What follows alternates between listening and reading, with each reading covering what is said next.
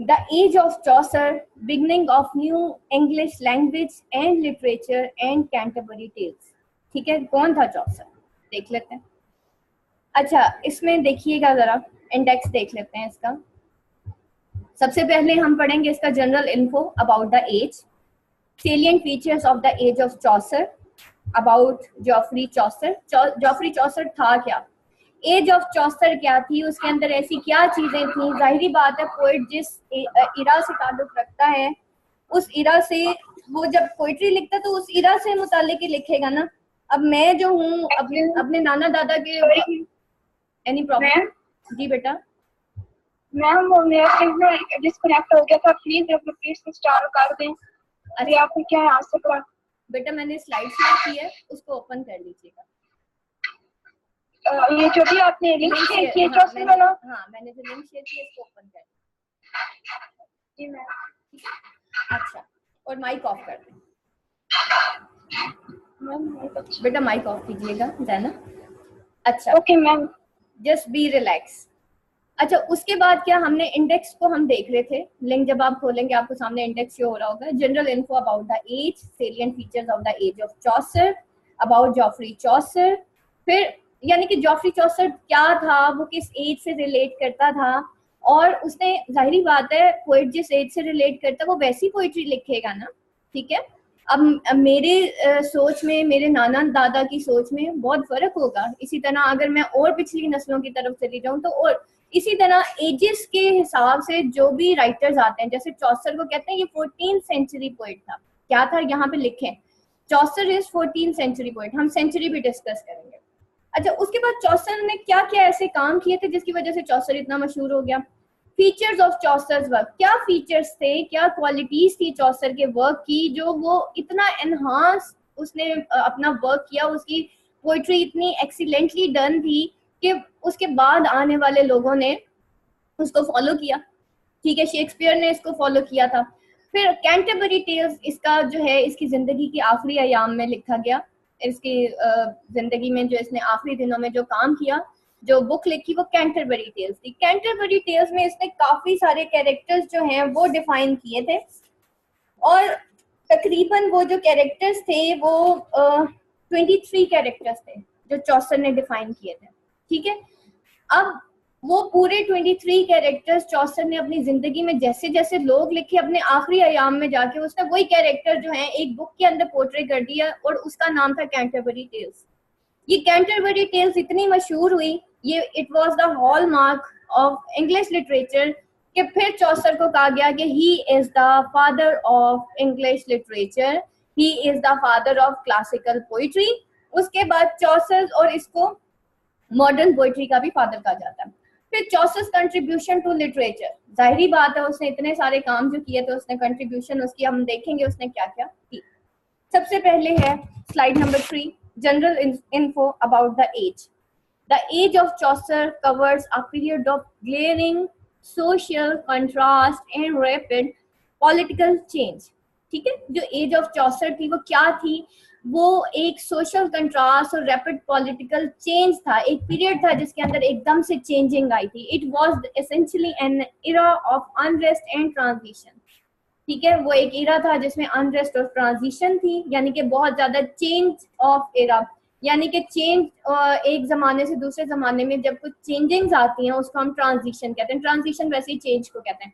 It is the characterized by a noticeable departure from medievalism to an era of rational inquiry and critical understanding. It makes the beginning of a new language and literature.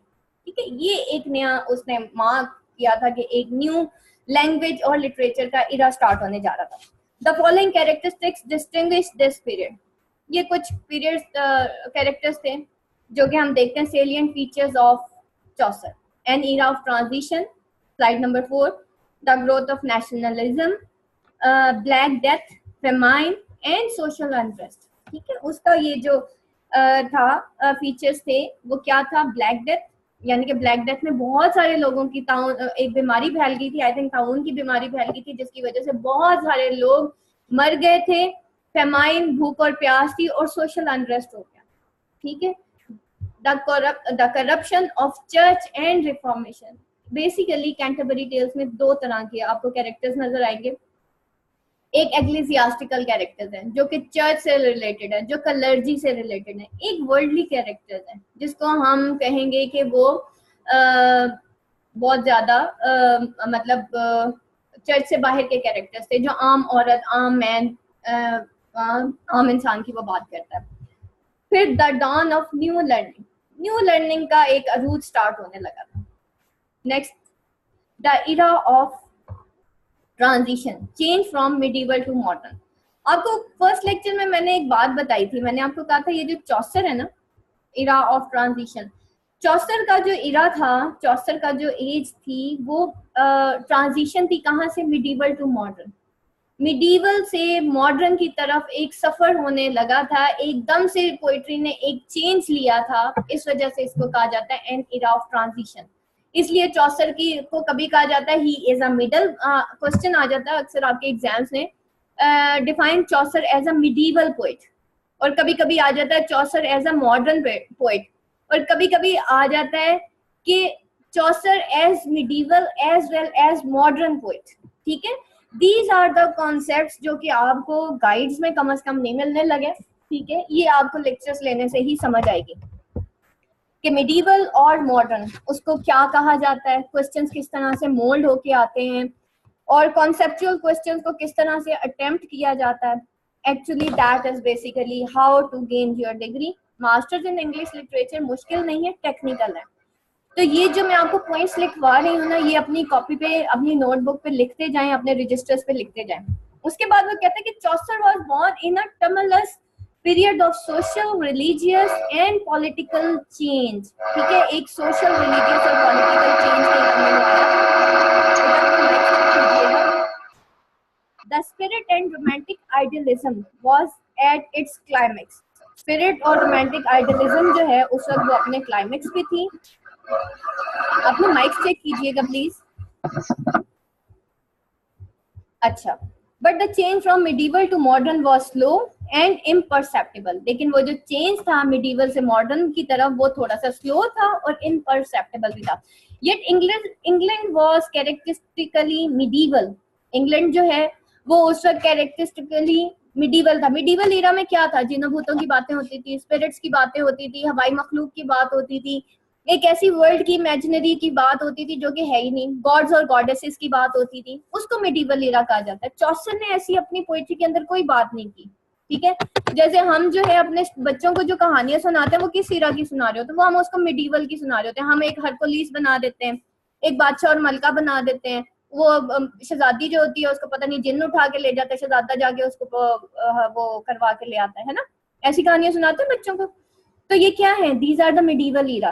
ठीक है, तो उस वक्त God और goddesses की बातें भी होती थी, स्पिरिट्स की बातें होती थी, एरियल्स की बातें होती थी, वो भी खैर हम देख लेंगे कि मिडिवल पीरियड की क्या खसूसियात थी। The strange emulsion of love, war and religion reach perhaps its fullest development at this time. अब क्या हुआ, वो जो स्ट्रेंज एमल्गन ऑफ लव, वॉर और रिलीजन था वो अपनी फुलेस्ट डेवलपमेंट पे पहुंच गया इस वक्त में, इस दौर में। Next slide, literature change from oral to written. Literature जो है वो ओरल से रिटन की तरफ चेंज होती है। Focus shifts from text to reader. Reader was given more importance than writer. Value of self-expression and originality are upgraded, upheld. English established as literary language by adopting, translating, and imitating Greek and Latin text. Feudalism, chivalry, and church were on their decline. अब देखिए यहाँ पे सबसे पहले क्या change आया, focus हो गया किसका, टेक्स्ट टू रीडर। ठीक है, इससे पहले जो पोइट्री होती थी उसकी तरफ रीडर इसलिए पोइट्री फोकस नहीं करता था क्योंकि पोइट्री ने अपना जो स्टैंडर्ड है वो गवा दिया था। जैसे मैंने आपको पंजाबी का उस दिन एक बताया था कि वो जो पंजाबी है, बाद के पंजाबी पोइट्स आए, उन्होंने पंजाबी की टांग ही तोड़ दी, हालांकि वो एक सूफियाना लैंग्वेज थी। ठीक है, और बाद में ये जो गाने आए वे गुजरा वे और पता नहीं अजीबो गरीब, जिनका ना सर था ना पैर था, जिसकी वजह से पंजाबी की टांग ही टूट गई। तो उससे पहले जब इंग्लिश को भी जब चौसर का दौर शुरू हुआ तो क्या हुआ कि रीडर ने टेक्स्ट पढ़ना शुरू किया. Reader was given more importance than writer. Reader को ज्यादा इम्पोर्टेंस यानी कि रीडर के हिसाब से लिखना शुरू हुआ. उसके बाद वैल्यू ऑफ सेल्फ एक्सप्रेशन है, ठीक है, अपनी सेल्फ एक्सप्रेशन और ओरिजिनलिटी को अपग्रेड किया गया. अब फॉर एग्जांपल मेरी एक फीलिंग है, चौसर की एक फीलिंग थी, चौसर ने अपनी सारी इसके अंदर डाल दी, उसने अपने आप को सेल्फ एक्सप्रेस किया, उसने उसके अंदर ओरिजिनलिटी डाली. अगर मैं इसी किताब के अंदर जिन भूतों की बातें शुरू कर दूं तो क्या वो ओरिजिनलिटी होगी? मैं बादशाह मलिका की बात करूं तो ओरिजिनलिटी होगी? मैं आज के दौर में अगर बादशाह मलिका को लेके बैठ जाऊं तो मेरे एक्सप्रेशंस में ओरिजिनलिटी नहीं होगी. But I am expressing my self, ठीक है. द सेम थिंग ये चौसर ने किया था. चौसर ने जो है एक ऐसी लैंग्वेज, एक ऐसी पोइट्री को और एक ऐसी राइटिंग को जो है उसने टोटली निगेट कर दिया था, जो कि ओरिजिनलिटी की बात नहीं करती. अच्छा, उसके बाद इंग्लिश ने एस्टैब्लिश क्या किया था? Literary language by adopting, translating and imitating Greek and Latin. अच्छा, इस दौर में ना बहुत ज्यादा ट्रांसलेशन शुरू हुई थी ग्रीक और लैटिन की, क्योंकि उस दौर की जो अच्छी वाली, जैसे आजकल हर चीज हम इंग्लिश में ट्रांसलेट कर देते हैं, उस वक्त की जो स्टैंडर्ड की लैंग्वेज समझी जाती थी वो ग्रीक, लैटिन, जर्मन, ठीक है, इटालियन, इन ये थी. और आपको पता है रेनेसांस स्टार्ट भी इटली से स्टार्ट हुआ था 15th सेंचुरी में. अच्छा, उसके बाद फ्यूडलिज्म ये जो जागीरदाराना निजाम है उसको कहा जाता है. शिवालरी ये जो बहादुरी, ये जो फौज होती है इसको शिवालरी. एंड चर्च, ठीक है, वर ऑन देयर डिक्लाइन. और ये फ्यूडलिज्म, शिवालरी और चर्च, इनका डिक्लाइन, इनका जवाल स्टार्ट हो गया था. नेक्स्ट स्लाइड पे चलते हैं. This age was remarkable for the growth of national spirit, ठीक है. अब नेशनलिज्म देखते हैं कि अब सर्ज ऑफ नेशनल स्पिरिट था इसमें, ठीक है. अब यहाँ पे एक नेशनल स्पिरिट स्टार्ट हो गया था. नेशनलिज्म इसी को कहते हैं. There was a striking awareness of unity of customs, temperaments and language. The East Midland speech became the language of capital and universities. East Midland speech जो थी वो अब कैपिटल और लैंग्वेज ऑफ कैपिटल बन चुकी थी और यूनिवर्सिटीज की, ठीक है. कैपिटल आपको पता ही है जो दारुल हुकूमत होता है एक मुल्क का, तो वो वहां की, ठीक है. एक अजीब सी स्ट्राइकिंग अवेयरनेस आ गई थी यूनिटी ऑफ कस्टम्स की, टेम्परामेंट्स की और लैंग्वेज की. French and English amalgamated to form standard English. French और इंग्लिश जो है वो एक स्टैंडर्ड इंग्लिश बनाने में अमेलगमेट हो गए थे, ठीक है. मैंने आपको बताया कि रेनेसांस स्टार्ट ही फ्रेंच से हुआ था, ठीक है. अब एक स्टैंडर्ड इंग्लिश, फ्रेंच और इंग्लिश को अमेलगमेट किया गया और फ्रेंच को इवन ट्रांसलेट भी किया गया ताकि एक स्टैंडर्ड इंग्लिश बनाई जा सके. Influence of church was on the when. अब जो है क्योंकि एक्लेसियास्टिकल कैरेक्टर्स जो थे, चर्च जो था, उनकी हाइपोक्रेसी, उनका दोगलापन वो बहुत ज्यादा अरूज पे पहुंच गया था, जिसकी वजह से अब उनका जवाल स्टार्ट हो चुका था. Political, intellectual and spiritual influence has diminished. और वो जो पॉलिटिकल और डायमेंशनल जो इन्फ्लुएंस था, पॉलिटिकल, इंटेलेक्चुअल और स्पिरिचुअल इन्फ्लुएंस था चर्च का, वो अब खत्म हो चुका था, डायमिनिश, खत्म हो चुका था. But in the reign of John a clergy legislated was working to nurture the growth of national consciousness. लेकिन जो जॉन था, राइन ऑफ जॉन यानी कि जॉन के दौर में जो कि एक क्लर्जी था, उसमें जो है थोड़ा सा इस पे काम हुआ था. Black death, famine and social unrest. क्या था ब्लैक डेथ? नेचुरल कॉलेमिटीज, ठीक है, ये जो एकदम से वबा फैल जाती है उसकी बात यहाँ पे हो रही है कि वो जो नेचुरल कॉलेमिटीज थी वो अचानक से आम लोगों की जिंदगी में इंक्रीज कर दिया उसने सफरिंग को. Natural calamities increase sufferings of common people. Black death, plague, मैंने आपको कहा था ताउन की बीमारी फैल गई थी. ये 1348 to 49 followed by famine wiped out on third population of famine, ठीक है. एकदम से खुशहाली आ गई थी जिसकी वजह से दुनिया की 1/3 पॉपुलेशन ऑफ इंग्लैंड जो है वो मर गई थी, खत्म हो गई थी, तबाह हो गई थी. The age of social unrest. अब क्या था? जाहिर बात है जब आपके सामने इतने सारे लोग, उनकी डेथ्स हो जाती हैं, फिर क्या होता है? आपके अपने रिश्तेदारों की डेथ होती है, वैसे ही आप किसी के जनाजे पे चले जाते हैं, कैसा फील होता है? कितना अनरेस्ट अंदर से होता है, ठीक है. और इसी तरह फिर क्या हुआ, जब 1/3 पॉपुलेशन ऑफ इंग्लैंड मर गई तो ट्रबल्स भी आई, ठीक है। फिर क्या हुआ, लेबर्स ने अपने वेजेस जो है वो बहुत ज्यादा बढ़ा दिए थे। क्यों? क्योंकि लेबर्स कम रह गए थे ना। जब मजदूर कम रह जाता है तो वेजेस बढ़ जाते हैं। सेम इज द केस अब जैसे इंडस्ट्रियल दौर है, इंडस्ट्रियलाइजेशन के बाद इंसान मशीन बन गया ना, इकोनॉमिक ट्रबल्स आती हैं। जब लोग कम रह जाते हैं, मशीन ज्यादा हो जाए तो इकोनॉमिक ट्रबल्स आती हैं। उसके बाद labour become unsatisfied with their salary. Labour जो थे, मजदूर जो थे, वो अपनी सैलरी से अनसेटिस्फाइड थे। Efforts were made to keep the laborers under control with the help of legislation, ठीक है। और लेबर्स को लेजिस्लेशन के थ्रू उनको कंफर्ट मतलब अंडर कंट्रोल रखने की कोशिश की गई। The French wars led to cost heavy burdens of taxation. उसके बाद conflict between king Richard and subjects resulted in endless discord and confusion, ठीक है। इनके जो जब आपस में इस तरह की चीजें, जैसे पाकिस्तान में भी अक्सर ये पॉलिटिकल पार्टीज की वजह से काफी अनरेस्ट हो जाता है। ये ब्लैक डेथ है, ये ब्लैक डेथ आपको दिखाई जा रही है तस्वीर में।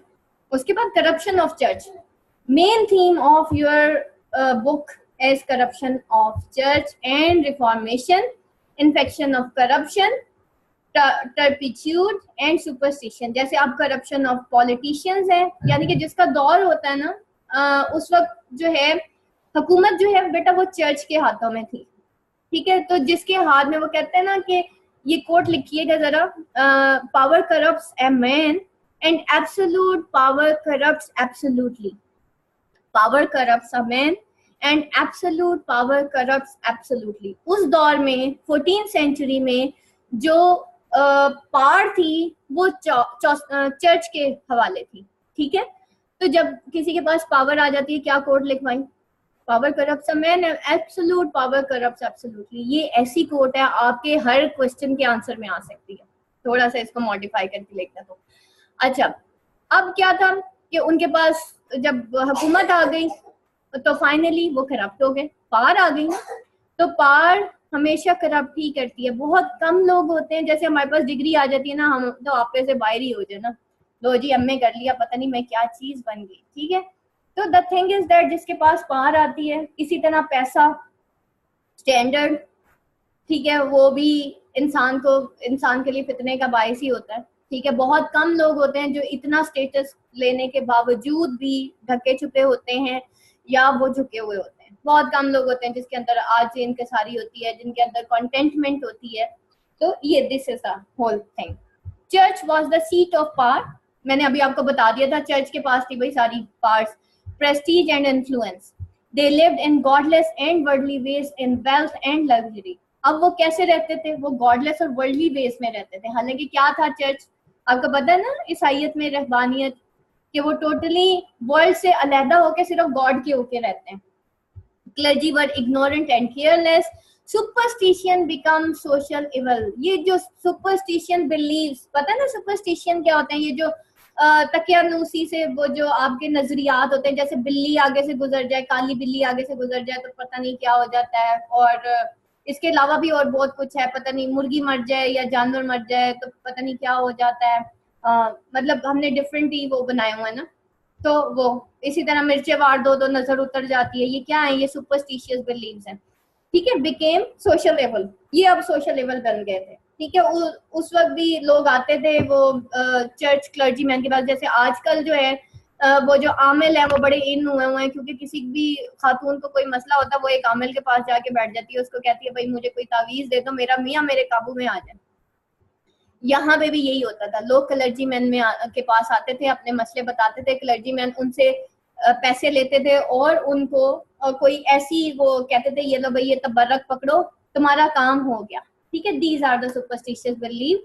अच्छा, फिर उसके बाद जॉन वाइक्लिफ देखते हैं उसने क्या किया था। John Wycliffe, the morning star for reformation who challenge the authority of the Catholic church, ठीक है। जॉन वाइक्लिफ जो था वो मॉर्निंग स्टार फॉर रिफॉर्मेशन क्यों कहा गया उसको, क्यों, क्योंकि उसने अथॉरिटी ऑफ कैथोलिक चर्च को चैलेंज कर दिया था, ठीक है। उसको कहा गया और रिफॉर्मेशन क्या होता है, किसी चीज को दोबारा से ठीक कर देना। तो जॉन वाइक्लिफ को मॉर्निंग स्टार फॉर रिफॉर्मेशन कहा गया। उसके बाद the ललर्ड moment was the first important opposition to Catholicism. Next, wrote religious pamphlets and complete English version of the Bible. Religious performance pilgrims were common during this period. Pilgrims किसे कहते हैं? Pilgrims किसे कहते हैं? जो कि एक जगह से दूसरी जगह pilgrimages, ठीक है? Pilgrimage वैसे तो हज को कहते हैं हमारे इस्लाम में, वैसे pilgrimage जो है किसी भी religious जगह पे जाने को कहते हैं. जैसे ये जो है सेंट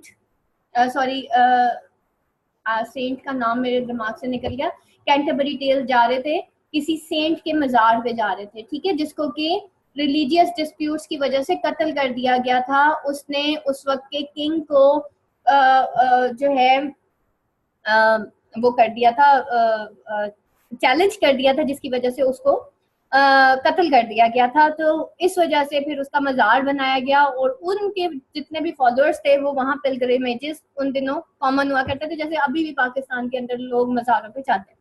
अच्छा, उसके बाद क्या है? Religious reformers oppose church on the grounds of idleness and laxity. और रिलीजियस रिफॉर्मर्स जो है उन्होंने अपोज कर दिया था चर्च को on the ground of idleness और लैक्सिटी. रिफॉर्मर्स कौन होते हैं? रिलीजियस रिफॉर्मर्स, ठीक है, जो कि रिफॉर्म करते हैं रिलीजन को, दोबारा से सही करते हैं. उसके बाद जो नेक्स्ट चीज इसके अंदर जो हमें, the dawn of new learning, spirit of new learning begins in the age of Chaucer, the medieval habits and traditions still in practice. ठीक है, अब क्या था? चॉसर के दौर में भी वही medieval हैबिट्स और ट्रेडिशंस अभी तक वैसी की वैसी थी. Study of literature of classical antiquity, not for art but for moral ideas of ancient Greek and Rome. Their works were influenced by humanism, the sense of beauty, the delight in life, and secular spirit become in practice. Secular किसे कहते हैं? Secular, worldly को, ठीक है, वो जो दुनियावी एक होता है ना, जैसे हम कहते हैं कि हर दीन में खुद से आसानी पैदा कर लेना. That is the secular spirit comes in the practice. यानी कि जैसे बाइबल में भी बहुत सारे टेक्स्ट चेंज कर दिया गया. अब एक सेंस ऑफ ब्यूटी, लोग ब्यूटी के, जाहिर बात है उनके अंदर सबसे पहली चीज ह्यूमनिज्म आई. ह्यूमनिज्म किसे कहते हैं? राइट्स ऑफ ह्यूमन, ठीक है, ह्यूमन राइट्स की बात करना, इक्वालिटी की बात करना कि तमाम इंसान बराबर होने चाहिए, मजदूर, मेल एंड फीमेल राइट्स, ठीक है, पैट्रियार्चल सोसाइटी को निगेट कर दिया गया. That is the humanism. Sense of beauty I, delight in life. जैसे आजकल हम हर चीज को कहते हैं कि बस हम दुनिया में आ गए तो हम शायद एंटरटेनमेंट के लिए आए, हर खूबसूरत चीज हमें चाहिए, ठीक है, और हम सारा दिन अगर एंटरटेनमेंट हमें ना मिले तो हमारा सारा गुस्सा किसके ऊपर आ जाता है? मियाँ और बच्चों पे. लो, मैं तो सारा दिन काम ही करती रहती, सुबह से टीवी नहीं देखा. तो what is this? We are living for entertainment, ठीक है, we are not living for our relations, ठीक है. That things are common in this era. अच्छा, फिर वो क्या कहता है? People loves ancient Greek philosophers and their philosophy. लोग क्या, वो एंशिएंट ग्रीक फिलोसोफर्स और उनकी फिलॉसफी को लाइक करते हैं. हम पढ़ेंगे ये ग्रीक गॉड्स एंड गॉडेसेस, ठीक है, उनके फिलोसोफर्स, ये इंशाल्लाह ये भी हम आगे आपकी इंग्लिश लिटरेचर में आएगा. नेक्स्ट चलते हैं. During age England passed through the journey of medievalism and come to the beginning of modern world. It was the world of medieval, also the world of coming Renaissance, excited by new ideas. अब ये एक world थी जो कि एक world of medieval थी और यही वर्ल्ड ऑफ कमिंग Renaissance थी. Renaissance यानी कि new learnings, lust for knowledge, और एकदम से इसमें जो है ना नॉलेज की एक, जैसे जिसे कहना चाहिए बहार आ गई थी, वो स्टार्ट हो गया था. एक्साइटेड बाय न्यू आइडियाज, ठीक है. नेक्स्ट है, ये आपको जॉफरी चॉसर की तस्वीर नजर आ रही है, ठीक है, नेक्स्ट स्लाइड पे. और इसकी क्या है? डेट ऑफ बर्थ, कौन सी सेंचुरी में पैदा हुआ? 1342 1400, ठीक है, ये उसकी सेंचुरी है. नेक्स्ट है about Geoffrey Chaucer. Chaucer start करने से पहले अब एज ऑफ चॉसर के बारे में तो हमने पढ़ लिया. अब देखते हैं चॉसर कौन था भाई. Father of English poetry, greatest English poet of the medieval ages, first poet of national importance, author, poet, philosopher and alchemist. और एक alchemist भी था, ठीक है. अच्छा जी, Chaucer also maintained an active career in civil service as bureaucrat, courtier and diplomat. ठीक है। उसने अपना करियर कैसे स्टार्ट किया था, वो एक ब्यूरोक्रेट भी था, कोर्टियर था। कोर्टियर कौन होते हैं भाई, वो जो ये बादशाह के महल में जो कोर्टियर्स होते हैं ना, ये उसकी बात हो रही है। वो एक कोर्टियर भी था, यानी कि बादशाह का एक टाइप का वजीर या वजीर खारजा, वजीर दाखिला जो भी था, बहरहाल उसी का नुमाइंदा था। उसके बाद आ जाता है travelled in Flanders, France, Spain and Italy, where he observed various type of men, manners, fashions, which highly influenced him for his literary creation. जिसने उसको बहुत ज्यादा इन्फ्लुएंस किया उसकी लिटरेरी। देखिए, इंसान जब डिफरेंट शहरों में जाता है, डिफरेंट मुल्कों में जाता है, डिफरेंट जगहों पे जाता है, क्यों कहते हैं बच्चों को जगह जगह लेके जाएं, बच्चे सीखते हैं ना, लर्निंग होती है। इसी तरह वो जितने जगहों पे गया उसको वहां पे जाके लर्निंग हुई। बट अपने माइक्स चेक कीजिएगा, फिर किसी का माइक ऑन है। नेक्स्ट, चौसर लाइफ, कैसी थी जिंदगी चौसर की। Born in London around 1343, precise date and location of his birth remain unknown. Son of wealthy London vintner wine merchant, एक wine merchant का वो बेटा था। Educated in St. Paul's Cathedral School and later at Inner Temple where he studied law. In 1357 he became a courtier, a diplomat, and a civil servant. In 1368 to 78, he was sent to France, Gonia, and Florence, where he influenced by the works of authors like Dante, Boccaccio, and Cloisard. ये कौन थे? ये जो है इन्हीं France, Gonia and Florence के authors थे। Next चलते हैं। ये चौसर ने जितनी किताबें लिखी हैं ये उसके नाम आगे हैं। रोमन डी ला रॉस, ठीक है, debating the Roman de la Rose. उसके बाद the parliament of fowls by Geoffrey Chaucer, the house of fame, the book of duchess, फिर the legend of good woman, Canterbury tales, Troilus and Criseyde by Geoffrey Chaucer, sorry. उसके बाद है next slide, early period up to 1370, translation of Roman de la Rose. The book of the Duchess, middle period up to century 1387, the House of Fame, the Parliament of Fowls, ये इसकी जो books जो अभी हमने पढ़ी थी, Translation of Consolations of Philosophy, Troilus and Cressida, The Legend of Good Woman, last period after 1387, The Canterbury Tales. बताया था ना आपको मैंने, last period में लिखी थी after 1387, Canterbury Tales. Next, features of Chaucer's work. क्या क्या था? चौसर कैसा, ये क्वेश्चन भी आ जाता है, चौसर के फीचर्स, ठीक है। ये जो बेटा पॉइंट्स हैं इनको जरूर आप नोट कीजिएगा, ये स्पेशली फीचर्स ऑफ चौसर, क्योंकि आपको ये जब मैं क्वेश्चन करवाऊंगी उसमें यही जो आपके पास ये पॉइंट्स लिखे हुए हैं इन्हीं को हमने फर्दर एक्सप्लेन करना है। नंबर 1 है gift of story telling and descriptive power, use of musical element, personal touches, charm and humorous, really philosophized, softness in narration, perennial interest in humanity, happy word as there is pain and perplexity but no agony or rebellion. Next, Chaucer, Canterbury Tales, the most remarkable work of Chaucer. Chaucer, Canterbury Tales, influenced by Boccaccio, Decameron. 29 pilgrims meet at Tabardin. बेटा ये अब आपकी जो है मैं start करने जा रही हूँ कैंटरबरी टेल्स, उसकी ये समरी स्टार्ट होने जा रही है। अभी हमने चौसर के बारे में पढ़ा, अब हम यहाँ से पढ़ेंगे। इसका सबसे बड़ा फायदा हमें स्लाइड का ये होगा कि हमें किताब नहीं खोलनी पड़ेगी, हम डायरेक्ट क्वेश्चंस पे जाएंगे।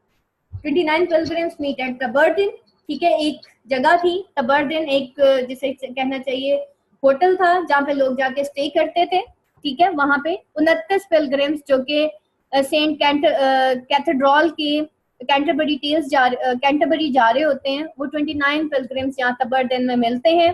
23 ऑफ देम टेल स्टोरीज, उनमें से 23 जो हैं स्टोरी सुनाते हैं। In Canterbury tales there are 24 stories. Chaucer tells 2 stories, Tale of Topaz and Tale of Meliboeus. The Canterbury Tales begin with Knight's Tale and ends with Parson's Tale. Canterbury start हुई nights tell से और and हुई person की tell से, लेकिन आपके Punjab university के syllabus में ये कहानियां नहीं हैं, कैरेक्टर्स हैं। It ends with retraction, Chaucer's apology for vulgar and unworthy parts of his book.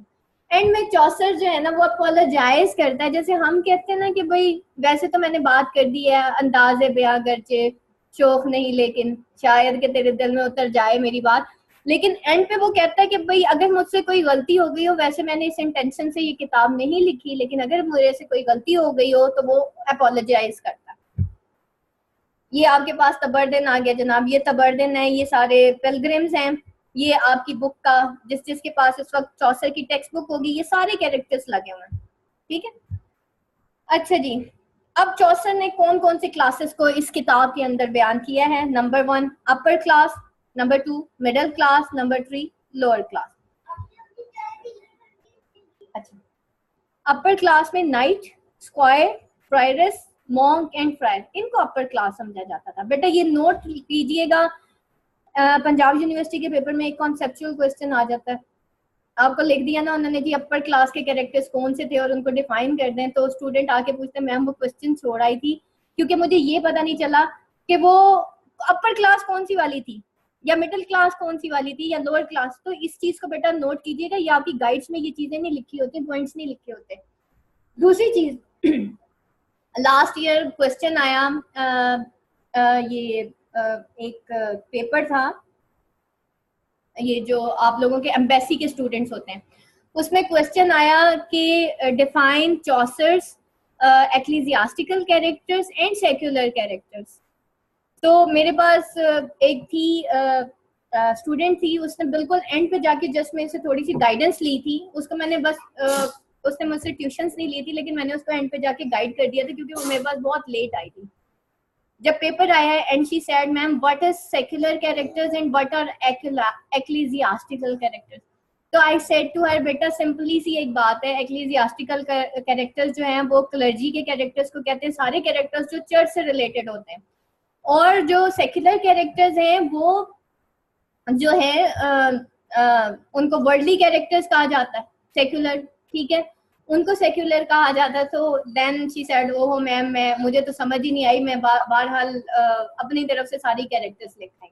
तो बेटा that is the basic thing कि अपने कॉन्सेप्ट जरूर क्लियर कीजिएगा। अपर क्लास में ये आपके कैरेक्टर्स आ गए। अपर मिडिल क्लास जो कि अपर एंड लोअर क्लास का कॉम्बिनेशन थी, यानी कि मर्चेंट। एक्चुअली इनको मिडिल क्लास क्यों कहा गया? क्योंकि उस वक्त मर्चेंट का राइज हो रहा था, वो लोअर से अपर क्लास की तरफ आ रहे थे। इसी तरह क्लर्क ऑफ ऑक्सफोर्ड वो भी एक गरीब था, लेकिन अब वो मिडिल क्लास में आ गया क्योंकि वो भी उसका भी तकरीबन अरूज स्टार्ट होने वाला था। इसी तरह मर्चेंट भी उस दौर में उनका अरूज स्टार्ट होने वाला था। Man of the law, Franklin, 5 guildsmen lower class में आ गया। मिडिल क्लास में भी अपर एंड लोअर थी। मिडिल क्लास की जो लोअर मिडिल क्लास थी, एक अपर मिडिल क्लास होती है, एक लोअर मिडिल क्लास होती है। अब लोअर मिडिल क्लास में कौन कौन था? कुक था, शिपमैन था, doctor of physic, wife of Bath. Next है लोअर क्लास। उसमें लोअर क्लास में 2 तरह के लोग थे, एक वर्चुअस थे, एक इमोरल थे। वर्चुअस देख लेते हैं कौन कौन था। यूमैन था, पार्सन था, फ्लोमैन, ये वर्चुअस कैरेक्टर्स थे। और इमोरल कौन थे? इमोरल किसे कहते हैं? जो कि इवल कैरेक्टर्स होते हैं। मिलर, मैंसिबल, रीव, समनर, पार्डनर, ठीक है, ये वो लोग थे। नेक्स्ट चलते हैं। ये देख लीजिएगा जनाब, ये पार्टनर है, ये सारे बेचारे घोड़े पे बैठे हुए हैं। इसका मतलब ये है कि ये सब प्लेजर सीकिंग कैरेक्टर्स हैं, एंटरटेनमेंट चाहते हैं, ठीक है। तो ये इस वजह से घोड़ों पे बैठे हुए हैं। हालांकि एक एक्लीजियास्टिकल कैरेक्टर का काम नहीं है कि वो घोड़ों पे सवार होके और जंगलों में निकल जाए और वो राइडिंग करे। जैसे आजकल का मशगला क्या है, चलो भाई बोर हो रहे हैं, गाड़ी निकालो कहीं घूमने चलते हैं। तो उस वक्त घोड़े थे, गाड़ियां तो थी नहीं, तो घोड़ों की शामत आई रहती थी, ठीक है। तो ये आपको कैरेक्टर्स नजर आ रहे हैं। Next, parson ecclesiastical character. The nun's priest, nun थी। अच्छा, सेकंड नन ये देख लें, वो भी घोड़े पे। प्रायरस थी, ये भी हम पढ़ेंगे। मर्चेंट, और उसके बाद क्लर्क ऑफ ऑक्सफोर्ड। हर वक्त किताबें पढ़ता रहता था, ठीक है, ये इसलिए इसके हाथ में किताब है, लेकिन बेचारा बड़ा गरीब था, मिडिल क्लास से ताल्लुक था। वाइफ ऑफ बाथ है। The man of law, the Shipman, the physician, रीव and Franklin. इनके हम सबके कैरेक्टर्स भी पढ़ेंगे, कैरेक्टरिस्टिक्स भी पढ़ेंगे इंशाल्लाह कल। उसके बाद है मैंसिबल। Manciple, the Miller, sorry, the Cook, and then Chaucer. The sorry, नीचे वाला कैरेक्टर मुझे नजर नहीं आ रहा. I think that is Chaucer. Yes, this is Chaucer. Chaucer. अच्छा नेक्स्ट पे चलते हैं. नेक्स्ट कौन था? नाइट. कैसे थे कैरेक्टर्स से? आज हम कैरेक्टर्स की छोटे छोटे ट्रेट्स पढ़ लेते हैं. The night member of house hold group represents ideals of truth, honor, generosity, courtesy, modesty and gentleness. ठीक है. नाइट एक ऐसा कैरेक्टर था कैंटरबरी टेल्स में कि चॉसर ने इसको परफेक्ट कैरेक्टर कहा था. He was a perfect gentleman. ठीक है. ये एक कैरेक्टर था जो चॉसर ने पहला कैरेक्टर बताया था और उसको परफेक्ट कहा था. ये वाहिद एक कैरेक्टर था जिसके अंदर उसने आइडियलाइज किया था चॉसर ने खुद. और जब भी इस तरह की आइडियलाइजेशन होती है, एक ऐसा कैरेक्टर बनाया जाता है.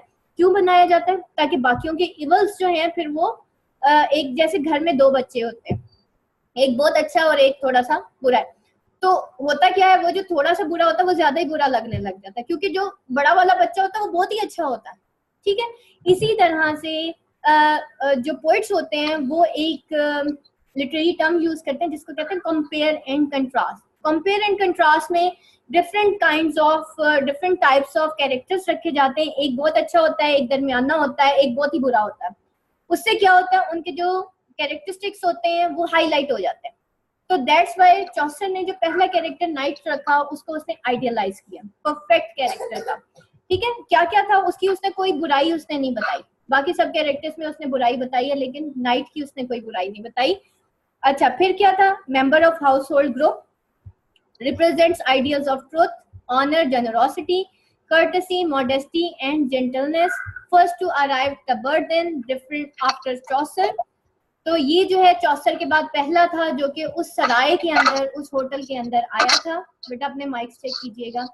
Wildly travelled and prudent. ठीक है. बहुत ज्यादा वो वाइल्डली ट्रेवल करता था क्योंकि जाहिर बात है फौज से ताल्लुक था, सिपाही था, बहादुर सिपाही था. तो अक्सर वो क्रूसेड्स के लिए जगह जगह जंगों पे जाया करता था, ट्रेवलिंग करता था. बादशाह का वो स्पेशल एक बंदा था. ठीक है. और वो गोलमेज कॉन्फ्रेंस में, राउंड टेबल कॉन्फ्रेंसेस में भी वो बैठा था, मतलब उसने अटेंड की थी. Wildly travel prudent. Tale first tale the knight's tale. ये पहला बंदा था जिसने कहानी शुरू की थी, कहानी सुनाई थी. The square.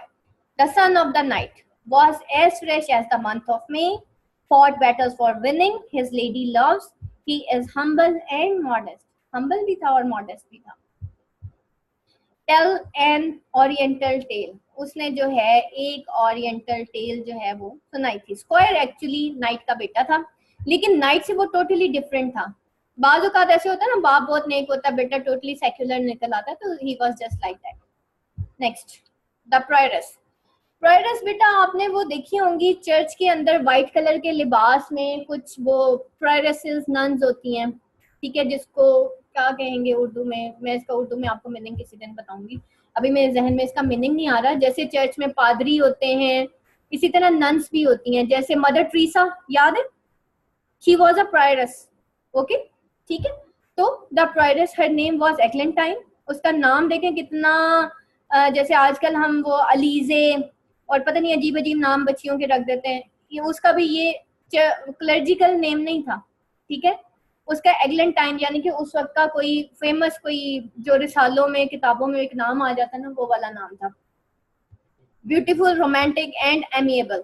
ठीक है. ब्यूटीफुल थी, रोमांटिक भी थी और एमिएबल थी. अब देखें कैरेक्टर क्या है, क्लर्जिकल कैरेक्टर है, लेकिन कैसी है? वर्ल्डली है, सेक्युलर है.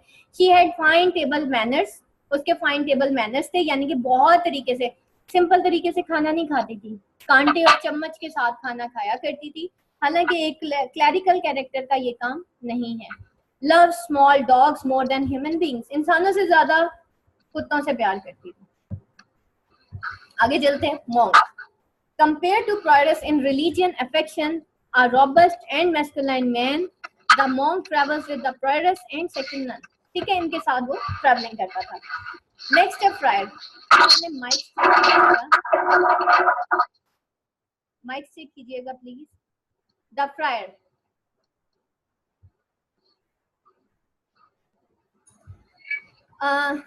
supposed to live a poor life by begging but is more interested in love affairs of young people. Good singer. उसके बाद partner है Chaucer's masterpiece in character drawing. Good storyteller, sing hymns beautifully. ये भी Friar और partner भी ecological characters थे. बेटा अपने mics kindly off कर ले. आप लोगों ने mic का बटन ही press किया होगा. Next है Summoner. Partner's companion, lecherous and dishonest. Children are afraid of his fiery full of pimples and scary eyebrows. He loves garlic, onion, leeks, and wine. Spout of few Latin phrases he knows. The parson, the ideal parish priest, thought only holy thoughts, did only good deeds. He is very gentle and intelligent. अभी हमने good characters में पढ़ा था ना parson.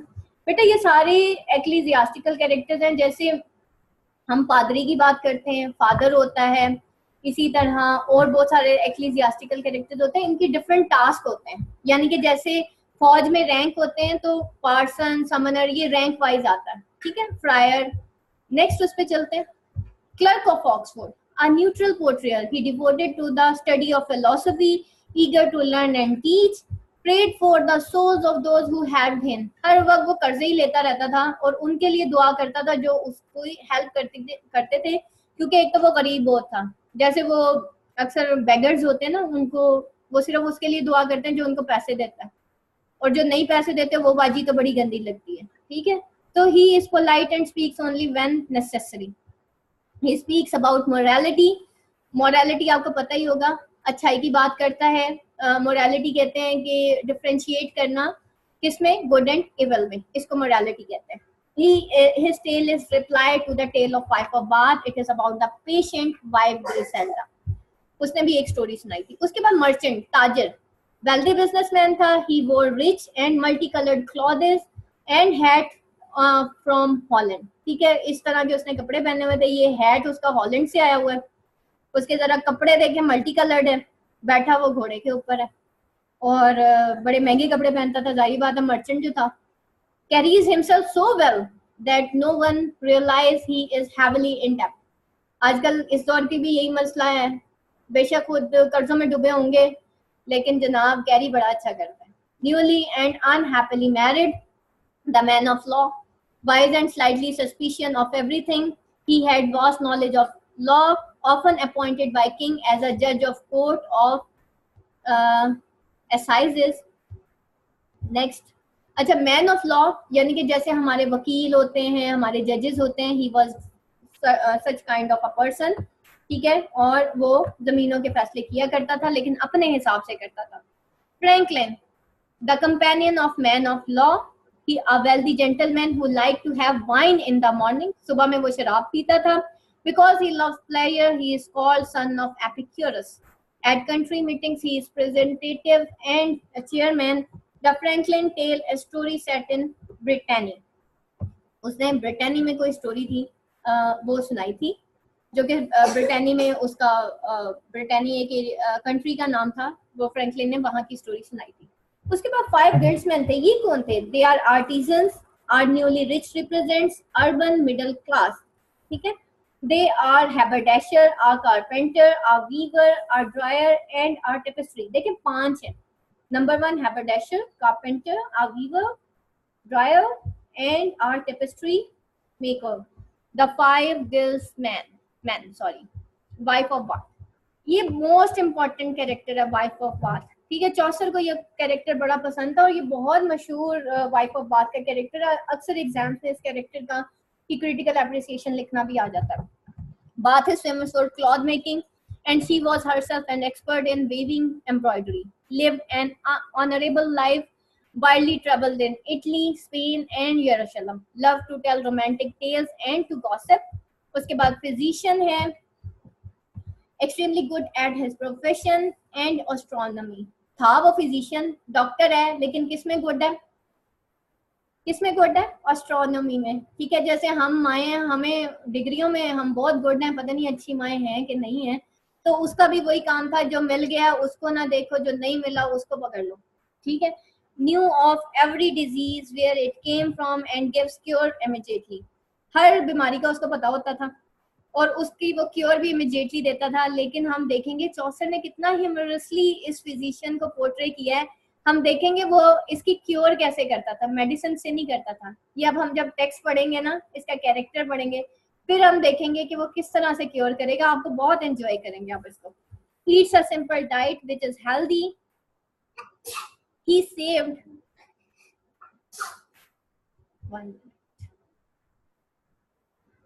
He saved gold because of his love of gold. था physician, लेकिन क्या save करता था? गोल्ड को सेव करता था। Next slide, the रीव, slide number 35, ऊपर लगा हुआ है रीव, देखें कितना प्यारा है। अच्छा, the रीव, slender, thin and graceful man named Oswald.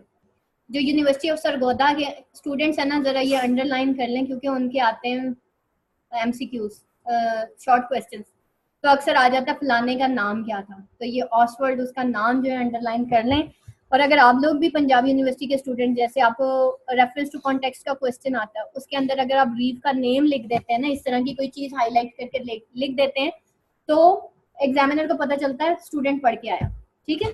In charge of his master sheep, cattle, dairy, swine, को कहते हैं horses, stock and poultry. He could observe seasons, weather and foretell harvest. ठीक है, observe करता था season और foretell करता था, prediction करता था। Also a good carpenter, a trade where he has learned in youth. The shipman lived in the West Country and come from Dartmouth, bold and prudent, widely travelled, expert in matters regarding the position of the moon and the tides and the currents and the perils of the sea.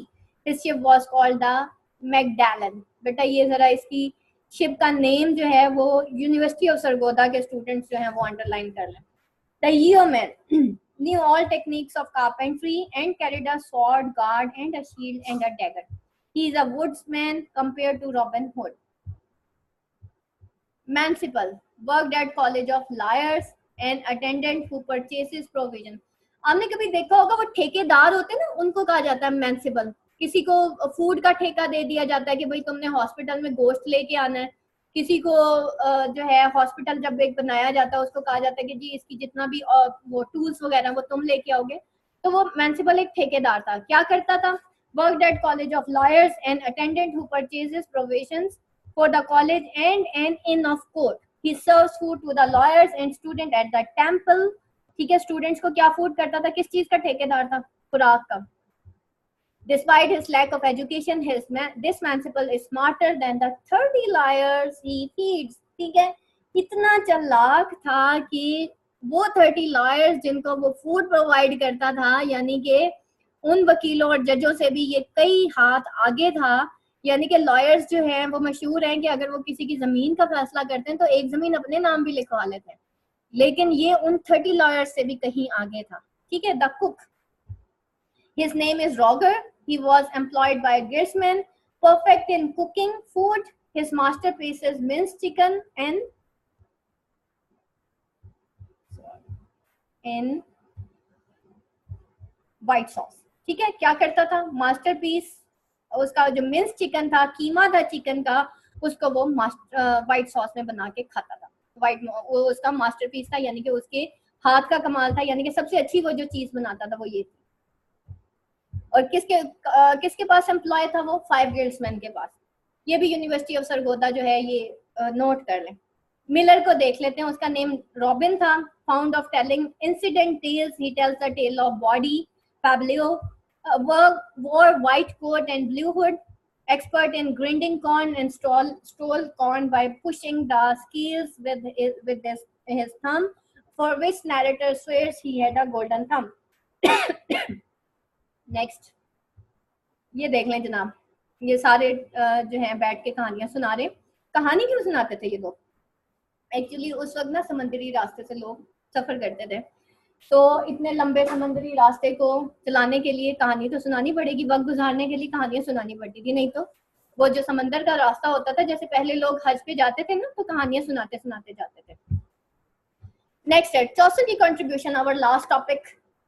Creator of English language and poetry, first metrical artist, humorist and humanist. first national poet of England. He gave reformed and reshaped language as a power instrument of expression.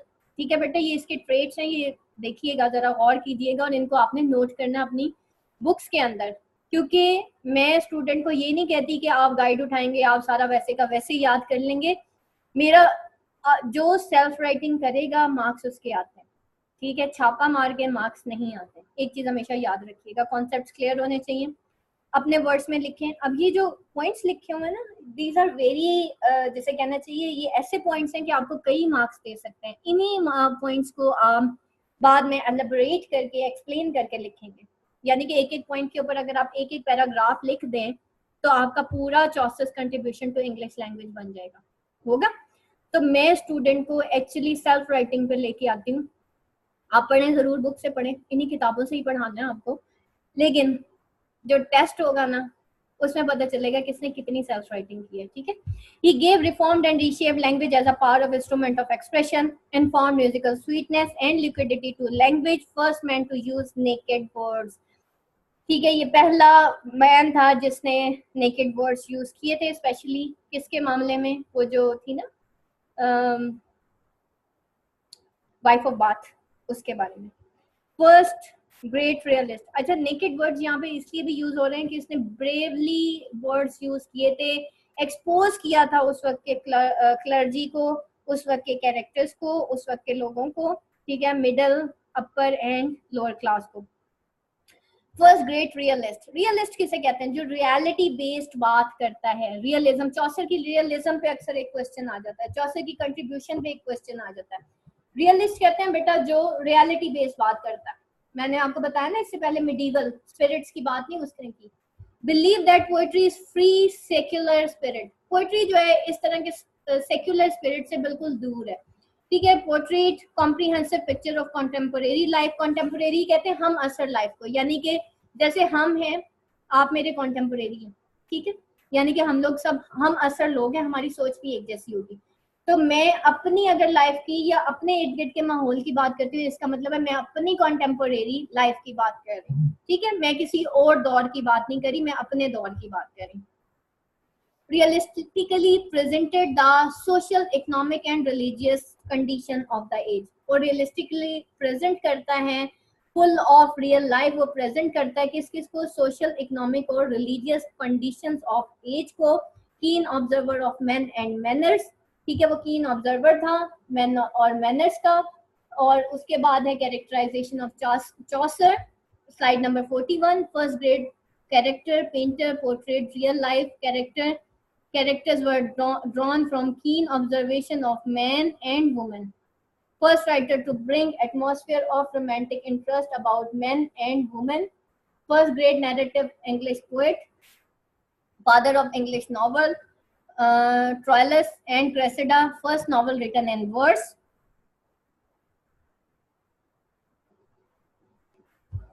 It has plot, dialogue, humor, irony, realism, conflict, dramatic elements extra.